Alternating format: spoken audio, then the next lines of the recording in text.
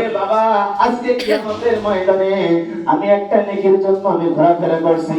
আল্লাহর বান্দা বাবা বলবেন, ও আল্লাহর বান্দা, আমি তোমাকে চিনতে পারতেছি না, তুমি কে আমি তোমাকে চিনতে পারতেছি না, তুমি চলে যাও এখান থেকে।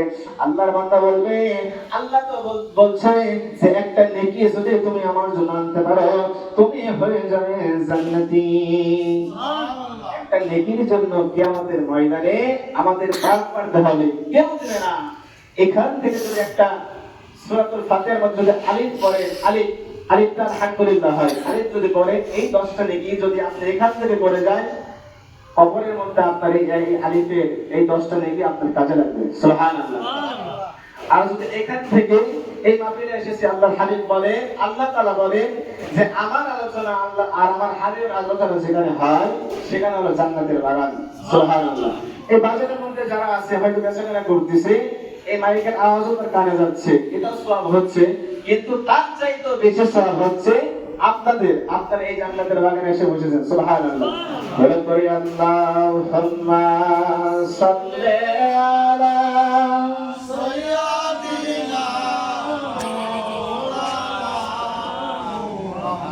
وعلى آل سيدنا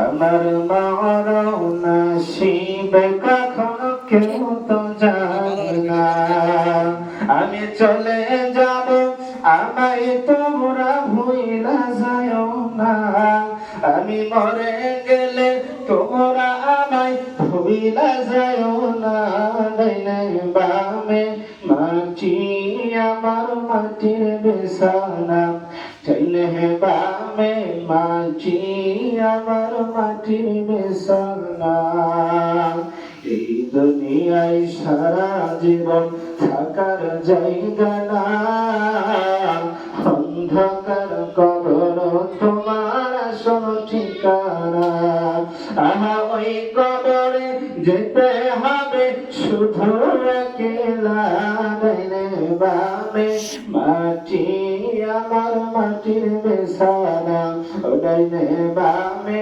মাটি আমার মাটির বিছানা। আল্লাহুম্মা সাল্লি আলা সাইয়্যিদিনা